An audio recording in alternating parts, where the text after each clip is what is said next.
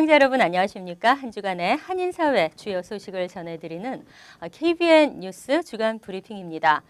특히 미국 생활에서 돈이 없으면 정말 고민이죠. 하지만 돈이 많아 고민하는 분들도 계십니다. 한국에 있는 금융계좌나 부동산 등 해외 재산을 신고해야 됩니다. 한국에 있다고 미국 국세청이 모를 것이라고 생각하면 큰일입니다. 또 알고 그랬든 모르고 그랬든 신고하지 않아 감사에 걸리면 내야 하는 벌금이 만만치 않은데요. 비공식적인 통계로 한인의 40% 정도가 한국에 재산을 가지고 있다고 합니다. 일부는 이 재산 때문에 역이민까지 고려하고 있다고 하는데요. 세금 보고가 내일 모레 15일이면 마감됩니다. 세금 보고서에 해외 금융자산을 가지고 있는가라는 질문에 반드시 예스라고 표시하고 계좌의 총액이 $10,000를 넘은 적이 있다면 자세한 계좌의 내역을 매년 6월 30일까지 보고할 의무가 있는 것으로 알려졌습니다. 오늘의 첫 소식입니다. 타임워너 케이블 532번을 통해 방송되던 MKTV를 지난 4일부터 뉴욕시에서는 볼 수 없게 됐습니다. 타임워너 케이블과의 계약 연장이 이루어지지 않아 맨해튼, 퀸즈 등 뉴욕 지역의 방송 송출이 중단된 상태인데요. 금홍기 기자가 보도합니다. 타임워너 케이블은 지난 2일 보도자료를 통해 MKTV를 포함한 몇몇 방송사들의 계약이 만료됨에 따라 일부 채널의 방영이 중단된다고 밝혔습니다. 한인방송국으로는 유일하게 MKTV가 맨하튼, 퀸즈 등 뉴욕시 대부분의 지역에 방송 송출이 중단된 상태입니다. 현재 MKTV는 기존의 532번이 아닌 타임워너 케이블 73번을 통해 뉴저지주 버겐카운티 일부 지역만 방송되고 있습니다. 타임워너 케이블은 기존 MKTV가 방송하던 532번을 MBC-D와 계약을 새롭게 체결해 방송 중이라고 밝혔습니다. MKTV의 방송 송출이 중단됨에 따라 기존 광고주들의 피해가 속출할 것으로 예상되고 있습니다. 광고주들에 따르면 MKTV는 기존 광고주들에게 사전에 방송 송출 중단 사실을 알리지 않은 것으로 알려지고 있습니다. 적게는 한 달, 많게는 1년까지 장기 계약을 한 광고주들이 있어 피해 금액 또한 상당할 것으로 예상됩니다. MKTV 측은 웹사이트를 통해 타임워너 케이블 측과 시스템 조정 중이라고 안내하고 있으나 사실상 채널 복원은 불가능할 것으로 보입니다. KBN 뉴스 금홍기입니다. 매년 본방송 KBN이 주최하는 KBN 골프 챔피언십 대회가 이번 달 30일 뉴욕 스토니 포인트에 위치한 패트리엇 힐스 골프 클럽에서 펼쳐집니다. 주성은 기자가 보도합니다. 해를 거듭할수록 실력 있는 한인 골퍼들의 참여로 명성을 더하고 있는 KBN 골프 챔피언십. 6번째를 맞는 올해는 뉴욕 스토니 포인트에 위치한 패트리엇 힐스 골프 클럽에서 펼쳐집니다. 뉴욕 메트로 지역 최고의 퍼블릭 골프 클럽 중 하나로 알려진 패트리엇 힐스 골프 클럽은 리처드 제이콥슨이 설계한 파 71, 6,485야드의 코스로 허드슨 강가와 숲으로 둘러싸여 환상적인 자연 경관을 자랑합니다. The views, the mountains, the river, it's just absolutely fantastic vistas. Actually, when you're out there playing, you really don't see many other golfers because each hole is separated by a tree line, which kind of makes it nice because you feel like you're out there by yourself.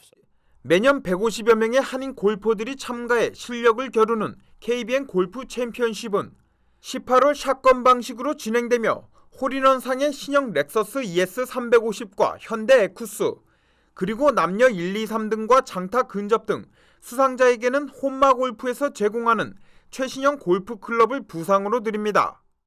또 한국 왕복 항공 티켓과 각종 가전제품 그리고 골프용품 등 푸짐한 상품을 경품으로 준비하고 있습니다. 지난 2009년 첫 대회 이후 미동구 최고의 골프 대회로 성장한 KBN 골프 챔피언십은 이번 달 30일 수요일 뉴욕 스토니 포인트에 위치한 패트리엇 힐스 골프 클럽에서 열립니다. KBN 뉴스 주성은입니다. 민권센터 정승진 회장이 뉴욕주 상원에 도전할 것으로 알려지고 있는데요. 정 회장으로부터 직접 입장을 들어봤습니다. 금홍기 기자입니다.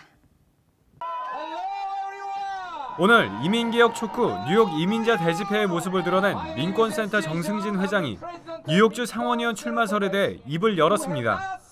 정 회장은 올해 치러지는 뉴욕주 예비선거를 앞두고 주변 지인들에게 출마 권유를 받고 있긴 하지만 아직까지 출마 결심을 하지 못했다고 밝혔습니다. 또 정 회장은 앞으로 출마 가능성에 대해 묻는 질문에도 주변 사람들의 의견을 경청하고 수렴하고 있다고만 입장을 밝힐 뿐 출마 여부에 대해서는 확실하게 선을 긋지 못했습니다. 지금 여러분들의 의견을 듣고 신중하게 판단하고 결정을 할 것입니다. 그래서 아직은 선거 출마를 결정한 것은 아니고요. 여러분들의 그 고견을 듣고 있습니다. 정 회장은 지난 2009년 뉴욕 시의원 20지구 민주당 예비선거에 도전한 적이 있으며 2010년 뉴욕주 하원 22지구 민주당 플러싱 파트 B 선거에 당선돼 현재 남성 대표로 활동 중입니다. KBN 뉴스 금홍기입니다. 뉴욕주에서는 공립학교 교과서의 동해와 일본해를 병기하기 위한 법안을 지지하기 위해 서명운동이 활발하게 전개 중입니다. 더 많은 사람들이 서명운동에 동참해야만 버지니아주에 이어 좋은 결실을 맺을 수 있을 것 같습니다. 금홍기 기자가 보도합니다. 뉴욕주 상원과 하원의회에서 발의된 동해 병기 법안. 이 법안을 지지하는 의원들이 점점 늘어가고 있는 추세입니다. 민주당 소속의 에드워드 브라운스틴 의원과 닐리 로직 의원 등 10명의 의원이 동해 법안의 공동 발의자로 나섰으며 공화당의 마이클 피츠패트릭 의원과 알 그라프 의원이 새롭게 공동 발의자로 참여하며 힘을 보탰습니다. 발의자 역할까지 할 수 있는 멀티 스폰서로 참여한 의원 10명까지 포함하면 주 하원에서는 20명의 의원이 동해 병기 법안을 지지하고 있습니다. 상원에서 토비앤 스타비스기 의원이 발의한 주 상원 동해 법안은 마이클 지나리스 의원 등 총 4명의 의원이 공동 발의자로 참여하고 있습니다. 사실 에드 브론스틴 의원이 민주당 의원이지만 민주당 의원이 발의를 했음에도 지금 공화당 의원들이 함께 공동 발의자로 참여를 함에 따라서 이 법안이 이제는 초당적인 그런 법안이 되었고 우리 한인 커뮤니티는 훨씬 더 활동하기 좀 편리한 그런 상황이 있습니다. 상원과 하원에서 지지하는 의원들이 늘어가고 있는 것은 뉴욕주 동해병기 법안 통과 범동포 추진위원회 서명운동이 한몫 거들었습니다. 하지만 10,000명을 목표로 항해 중인 서명운동이 6,700여 명을 넘어서며 소강 상태로 접어들어 지속적인 서명 참여가 필요한 실정입니다. 사실 한인들이 밀집한 이 퀸즈 플러싱 베이사이드 이런 쪽에는 아주 많은 서명이 들어왔습니다. 그렇지만 한인들이 많지 않은 다른 지역에 있는 분들이 좀 교회를 통해서라도 서명운동에 많이 동참해 주시면 큰 효과를 볼 수 있을 것 같습니다. 동해병기 법안 서명운동은 온라인 서명운동 사이트와 뉴욕 한인회를 통해 참여할 수 있습니다. 주의회에서는 아직 법안 심의 일정이 잡히진 않았지만 예산안 논의가 마무리된 이상 5월 중에는 법안 논의가 이루어질 것으로 전망되고 있습니다. KBN 뉴스 금원기입니다. 오바마 행정부의 이민 정책이 논란을 빚고 있습니다. 친이민 정책을 표방하면서도 이민자 추방은 역대 최고를 기록하며 가족의 생이별을 주장했다는 비난을 면치 못하고 있습니다. 더구나 추방자 대다수가 범죄 전과가 없거나 경범 전과자에서 논란이 되고 있습니다. 뉴욕타임스가 2009년부터 2013년까지 5년 동안의 추방 기록을 분석한 결과 전체 추방자 200만 명 가운데 3분의 2가 범죄 전과가 없거나 경범 전과 이민자들인 것으로 나타났습니다. 중범죄자 비율은 20%에 불과했고 숫자로는 약 40만 명입니다.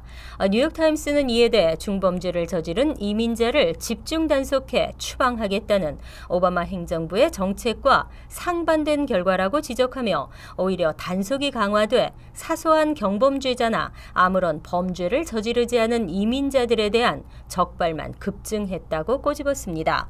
오바마 행정부는 친이민과 반이민 세력 양쪽으로부터 비난을 받고 있는 상황입니다. 이민자 단체들은 오바마 행정부의 강경한 추방 정책으로 선량한 이민자들이 가족과 생이별을 하고 있다며 목소리를 높이고 있고 공화당 등 반이민 정치권은 정부의 불법 체류자 단속 등이 제대로 수행되지 않고 있다고 비난하고 있습니다. 국토안보부에서 법률 고문으로 활동했던 데이빗 말틴 변호사는 현 정부가 정부가 이민 정책을 명확하게 밝히고 그대로 끌고 갔어야 한다며 많은 추방 사례에도 불구하고 현 정부는 이민자 단속에 대한 신뢰를 잃은 상태라고 우려했습니다. 늦어도 올 후반기부터는 전문직 취업 비자인 H-1B 배우자들에게 취업이 허용될 것으로 보입니다. 백악관이 이에 대해 긍정적으로 최종 검토를 마쳤고 이제 발표만을 남겨놓은 상태입니다. H4 소지자의 취업이 허용될 전망입니다. 지난 7일 백악관은 보도자료를 통해 H4 취업 허용안에 대한 검토를 끝내고 조만간 최종안을 발표할 계획이라고 밝혔습니다.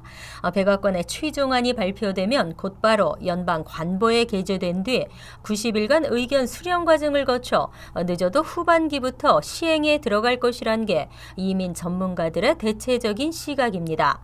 이번에 H4 소지자 취업 허용 최종안이 확정되면 2년 만에 이뤄지게 되는 것입니다.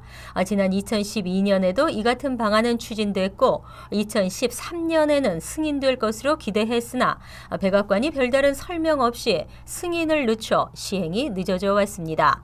이유는 H4 취업 허용안과 포괄 이민개혁안 관련 조항이 상충됐기 때문으로 알려졌습니다. 하지만 현재 포괄 이민개혁안이 하원에서 통과될 가능성은 사실상 전무한 상태여서 백악관 예산관리국은 H4 취업 허용안을 더 이상 미룰 수 없게 됐습니다. 이 같은 방안이 시행되면 H-1B 소지자들이 영주권 수속에 들어가 I-140을 접수한 뒤 일정 기간이 지나면 배우자들도 합법적으로 일을 할 수 있게 됩니다.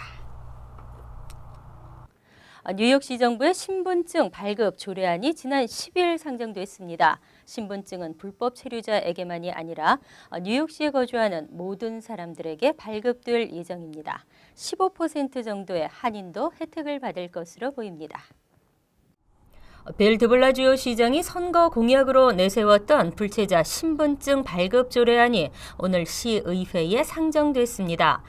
조례안 발의를 주도한 데니얼 드럼 시의원은 어제 멜리사 마크 비보리토 시의회 의장과 카를로스 멘차카 이민위원장 등과 함께 오늘 조례안을 상정한다고 발표했습니다.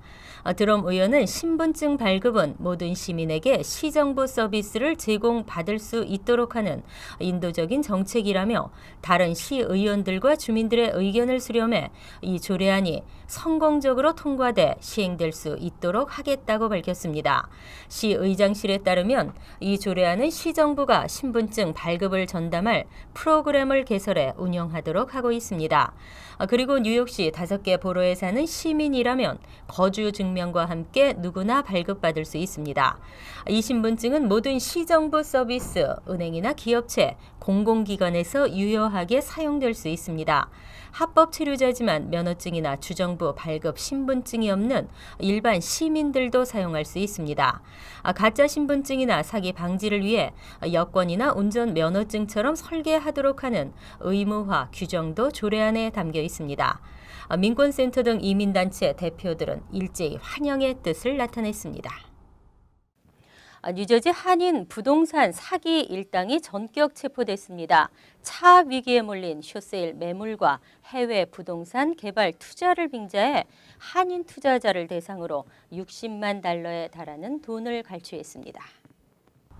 뉴저지 팰리세이즈 파게 운영 중인 뉴스타 부동산의 대표 55세 정모 씨와 정 씨의 부인 53세 박모 씨, 그리고 뉴스타 부동산의 직원 이모 씨와 이 씨의 남편 연모 씨가 숏세일 사기 관련 절취 및 공모 등의 혐의로 지난 4일 검찰에 기소됐습니다.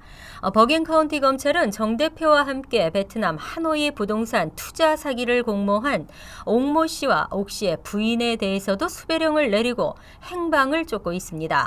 이들 용의자들은 숏세일 사기로 26만 달러, 해외 부동산 투자 사기로 30만 달러 등 2명의 투자자에게 모두 56만 달러의 피해를 입힌 혐의를 받고 있습니다. 기소장에 따르면 정 대표와 부인 박 씨는 2008에서 2009년 팰리세이즈의 숏세일 매물을 구입하면 큰 차익을 낼 수 있다며 여성 고객에게 접근해 수표를 받아낸 뒤 고객 몰래 자신의 직원인 이 씨 부부가 소유하고 있던 건물을 구입했습니다. 그리고 당초 정 대표 부부가 피해자에게 권유했던 쇼세일 매물은 경매를 통해 제3자에게 넘어갔습니다. 정 대표 부부는 피해자에게 또 다른 쇼세일 매물을 구입하는 매매 계약을 추진하면서 에스크로 계좌에 넣을 수표를 받아낸 뒤 에스크로 계좌가 아닌 뉴스타 부동산 계좌에 입금해 놓고 사용했습니다.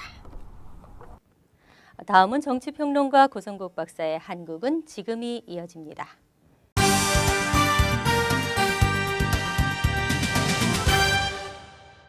여러분 안녕하십니까? 한국의 정치권이 무공천 공약에 따른 문제로 논란이 일고 있습니다. 새누리당의 선제적인 무공천 대선 공약 번복에 이어 새정치연합마저 무공천이 철회되는 등 여야 모두 대선 공약을 지키지 못하는 결과가 됐습니다. 무공천을 주장하던 새정치연합과 김한길, 안철수 공동대표는 무공천이 유산되면서 정치적인 위기와 리더십에 빨간불이 켜졌습니다. 오늘도 한국의 정치평론가 고성국 박사를 연결해서 무공천에 따른 정치권의 분위기를 알아보겠습니다. 고성국 박사 안녕하십니까? 안녕하십니까? 네. 자, 지난번 새누리당의 대선 공약이었던 무공천이 철회되면서 최경환 원내대표가 국민들에게 사과하는 상황이 벌어졌고 야권이 이에 대해서 비난을 퍼붓지 않습니까? 그런데 야권인 새정치연합마저 역시 대선 공약이었던 무공천이 무산되면서 이번엔 거꾸로 여권으로부터 비난을 받고 있는 재미있는 상황이 벌어지고 있네요. 정치권이 모두 이 무공천 문제로 논란이 일고 있습니다. 예, 그렇습니다.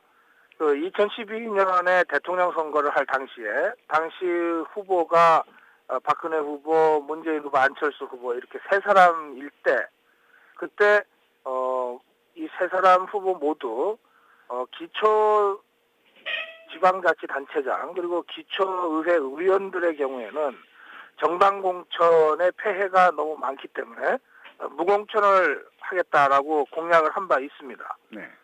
새정치 또 정치개혁 차원에서 말이죠. 그리고 이제 대통령 선거가 끝났고 세월이 흘러서 이번 이제 6월 4일 날 지방선거를 하게 된 거예요. 그런데 막상 새누리당에서부터 대통령 공약상인 무공천을 하려고 하다 보니까 과연 이것이 정당 정치 발전이라고 하는 헌법 정신에 맞는 것이냐라고 하는 반론이 나오게 됐고요. 그리고 무공천을 어느 당만 일방적으로 하는 것은 우리 정치 현실에 맞지 않아서 선거법을 바꿔야 되는 문제가 생기는데 이렇게 되니까 이제 국회의원들이 법을 고쳐야 될 주체인 국회의원들이 자기 지역구 국회에서 국회의원들이 자기 지역구에서 기초의원들이나 기초단체장과의 관계가 이제 얽히고 설키다 보니까 새누리당에서 공천 후퇴를 한 거죠. 공약에서 후퇴를 하게 된 겁니다. 그래서 새누리당은 대통령 선거에서 약속했음에도 불구하고 여러 가지 현실적인 여건이 아직 마련되지 않았으므로 공천할 수밖에 없다. 이렇게 좀 일찌감치 입장 정리를 했습니다. 그러니까 야권에서 사실은 민주당, 구민주당에서는 입장을 정하지 못하고 있었어요. 그러다가 당원 투표를 통해서 공천을 할 것인가 말 것인가를 한 차례 당원 투표를 한 바가 있는데 여기서 공천하지 않는 것으로 일단 결론을 내렸습니다. 네. 그런데 그것을 안철수 새정치연합 쪽에서도 무공천을 강력하게 밀고 나와서 그래서 이제 야권에서는 무공천이고 새누리당에서는 공천인 이런 이제 대립구도가 만들어지게 된 거죠. 네. 그런데 얼마 전에 김한길 대표와 안철수 대표가 신당 창당에 합의하면서 바로 이 무공천을 신당 창당의 중요한 대의명분으로 내세웠습니다. 네, 그렇죠. 그러니까 이제 새정치를 하기 위해서 신당 창당하는데 이 새정치의 출발이 기초 무공천이다 이렇게 정리를 하게 된 겁니다. 네. 이렇게 되면서 새정치민주연합 쪽에서 연일 박근혜 대통령의 공약 파기와 새누리당에 대해서 공격을 해왔던 것이고요. 네. 그 연장선에서 얼마 전까지 뭐 안철수 대표가 직접 청와대를 찾아가서 대통령 면담을 요청한다든지 하는 식으로까지 이제 일종의 정치적 시위를 벌여온 건데요. 그런데 한편으로는 새누리당 쪽에서는 어쨌든 공천을 하겠다고 했기 때문에 230개의 기초단체장 후보들도 다 공천 경선을 하고 있고 이러면서 뭐 기호 1번 이렇게 분위기를 잡아가고 있는데 이에 반해서 무공천 방침을 가지고 있었던 새정치민주연합 또 야권에서는 우선 기호 2번을 쓸 수가 없게 되고 그리고 많은 그 공천을 염두에 두고서 민주당 쪽에서 뛰던 후보들이 이제 공천을 하지 않게 됐으니까 탈당을 해서 무소속으로 뛰어야 되는 이런 아주 혼란스러운 상황이 연출이 된 거죠. 이 혼란스러운 상황이 계속되니까 민주당 안에 있던 국회의원들이나 정치 지도자들이 연일 무공천이 개혁에 맞는 새 정치에 맞는 것은 동의하지만 과연 이것이 현실적으로 가능한 얘기냐. 더구나 6.4 지방선거에서 여당은 공천을 하고 야당은 무공천을 하는 서로 다른 룰을 가지고 선거를 한다는 것이 말이 되는 얘기냐. 이렇게 이제 문제 제기를 하게 된 겁니다. 그 문제 제기가 설왕설래 되다가 결국은 안철수 대표가 결단을 내렸어요. 당원들과 국민들에게 묻겠다는 겁니다. 그래서 어제 그저께 당원과 국민들한테 여론조사를 통해서 의견을 수렴을 했어요. 50대 50으로 당원의 뜻 50, 국민의 뜻 50 이렇게 여론조사를 했는데 그 결과를 보니까 당원 쪽에서는 58대 42 정도로 공천을 해야 된다는 의견이 많았고 국민들 쪽에서는 51대 49 정도로 그래도 공천하면 안 된다는 의견이 많았습니다. 이 두 조사를 합쳐서 보니까 대개 53대 47 정도로 공천을 하는 쪽으로 결론이 모아진 겁니다. 이래서 이제 공천을 하기로 최종 결론을 내렸어요. 그럼 어떻게 됩니까? 김한길 대표와 안철수 대표가 신당 창당의 전제 조건으로 무공천을 내세우고 한 달 가까이 대통령과 새누리당을 압박해 왔다가 한 달 만에 자기들도 결국은 공천하는 쪽으로 방향을 틀어버리게 된 거잖아요. 이렇게 되니까 이제 안철수 대표가 국민들한테 이제 사과를 하게 됐고요. 그러면서 많은 사람들이 뭐 상황이 이렇게 됐다면 김한길 안철수 대표가 대표직을 유지할 상황이 안 되는 건 아니냐. 대표직 사퇴를 해야 되는 건 아니냐. 뭐 이런 얘기까지 나왔는데 지금 이 상태에서 신당의 두 공동대표가 사퇴를 하면 선거 제대로 치를 수 없는 건 누구나 뭐 불을 보듯 뻔한 것이고요. 그래서 문재인 의원을 비롯해서 민주당의 주요 지도자들이 상황이 이렇게 됐으니 공천을 하는 쪽으로 방향을 선회하되 선거는 김한길, 안철수 두 공동대표 책임하에 끝까지 잘 치러야 되지 않겠느냐.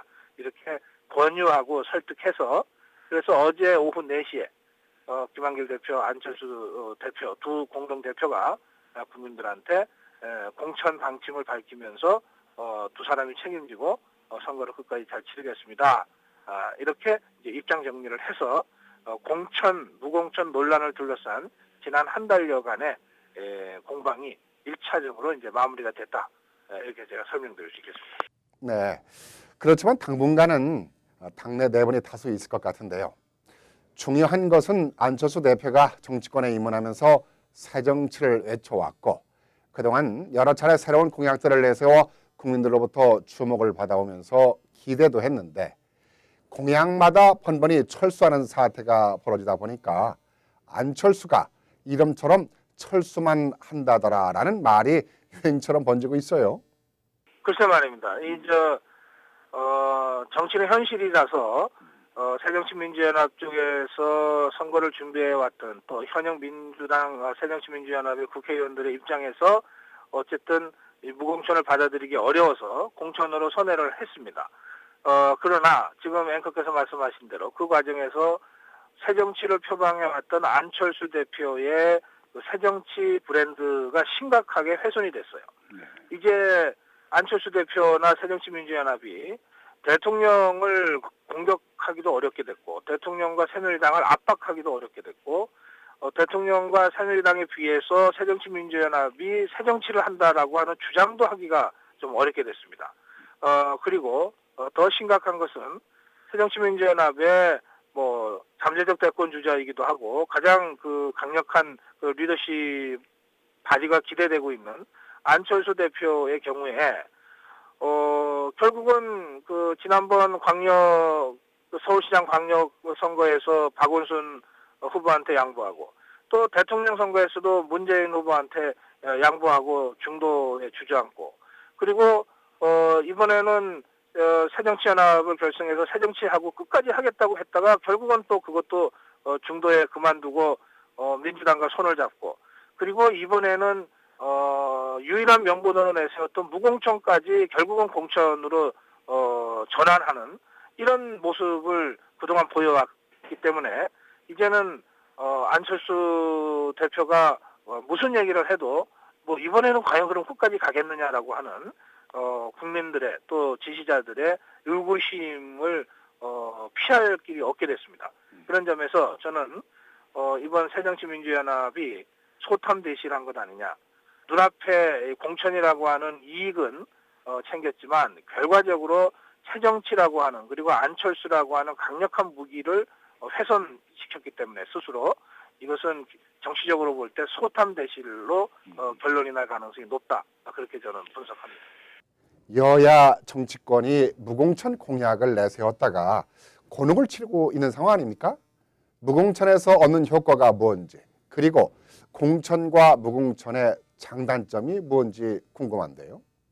뭐 사실은 정답은 따로 없습니다만 우리 헌법에는 정당 정치의 발전을 위해서 노력한다고 하는 조항이 있습니다. 그리고 정당 정치 발전을 위해서 국가가 세금으로 그 보조도 해주게 돼 있습니다. 그만큼 정당 정치를 중요하게 생각하는 것이거든요. 네. 민주주의 발전에 있어서 정당은 기본 단위고 핵심이다. 이런 인식을 우리 헌법이 갖고 있습니다. 그러니까 어떤 선거든 정당이 공천을 하는 것이 맞다고 저는 생각합니다. 네. 대통령 선거건 국회의원 선거건 또는 지방자치 선거건 정당이 공천을 하고 그 결과에 책임을 지는 것이 정당 정치 발전을 위해서 바람직하다 이렇게 생각을 해서 저는 교과서적으로만 말씀드리면 기초선거 경우에도 공천을 하는 것이 맞다고 생각합니다. 그런데 왜 그럼 2년 전에 대통령 선거할 때 3명의 후보가 모두 무공천을 공약으로 내세웠는가? 그것은 20년 전에 지방자치 선거를 시작한 이후로 20년 동안 해보니까 그 과정에서 시장 군수와 같은 기초단체장 또 시의원들과 같은 기초의회 의원들이 전부 그 지역의 지역구 의원들의 이 조직원처럼 활동하게 돼버렸습니다. 네. 또 상당히 많은 지역에서는 공천을 받기 위해서 그 지역 국회의원들한테 돈을 갖다 주는 일이 발생했고 그것이 적발돼서 많은 사람들이 사법 처리를 받기도 했습니다. 그렇게 돼서 풀뿌리 민주주의의 기본이라고 하는 지방자치가 중앙정치에 의해서 훼손되고 변질되는 이런 사례가 너무 많이 발생을 해서 원론적으로는 정당 공천을 하는 것이 맞지만 이 적폐를 해소하기 위해서 일시적으로라도 정당 공천의 고리를 끊고 무공천을 통해서 지방자치를 좀 새롭게 좀 수혈을 해보자. 새로운 인물로, 새로운 정치 문화로. 그리고 나서 지방자치가 다시 건강해지면 다시 우리 헌법 정신에 부합하게 그때 가서 다시 정당 공천으로 전환을 해도 좋지 않겠느냐. 이런 문제의식이 2년 전 대선 때 형성됐던 겁니다. 네. 그런데 막상 그것을 하려다 보니까 국회의원들이 자기들 스스로 기득권을 놔야만 되는 일이거든요. 그런데 국회의원들이 기득권을 못 놓은 겁니다. 이것은 새누리당이나 민주당이나 똑같습니다. 그런 점에서 무공천을 통해서 지방자치를 개혁하고자 했던 이런 문제의식이 국회의원들의 기득권에 부딪혀서 좌절한 사건이다. 그렇게 저는 말씀드리고 싶습니다.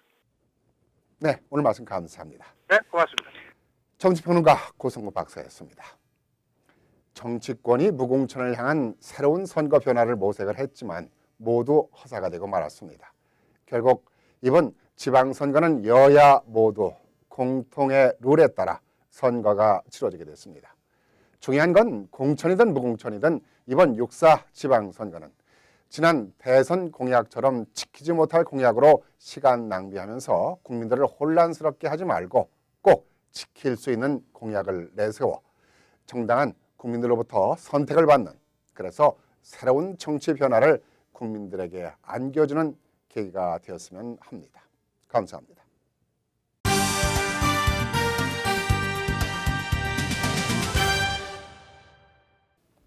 아이들이 가장 좋아하는 과목은 점심이라고 합니다. 하지만 전국에서 하루에만 380만 달러에 달하는 공립학교 급식이 곧바로 쓰레기통으로 들어갑니다. 연간 116억 달러에 달합니다. 영양학자들은 버려지는 음식도 아이들이 건강하게 자라기 위한 일종의 투자라고 주장합니다. 일부 저소득층 학생은 학교에 와서 아침을 먹고 무료 점심을 제공받으며 방과 후 먹는 간식으로 저녁을 대체한다고 하는데요. 일부에서는 쳐다보지도 않고 쓰레기통에 넣어버립니다. 하지만 이처럼 학교 급식이 냉대받는 이유는 무엇일까요? 오바마 미셸 여사의 건강식 덕분이라는 지적이 일면서 분노와 함께 빈정거림까지 나오고 있습니다. 한 SNS에 등장한 학교 급식 사진을 보면 달랑 방울토마토 3개, 저지방 우유 1개, 그리고 핫도그 1개, 또는 키위 반토막과 납작한 작은 햄버거 1개가 전부입니다. 아이들에게 학교 급식이란 너무 맛이 없거나 또는 너무 적거나입니다. 일부 학부모들은 돈을 조금 더 내더라도 아이들이 좋아하고 맛있는 건강 급식을 제공받기를 바라고 있습니다. KBN 뉴스 주간 브리핑 여기서 마칩니다. 시청해 주신 여러분 고맙습니다.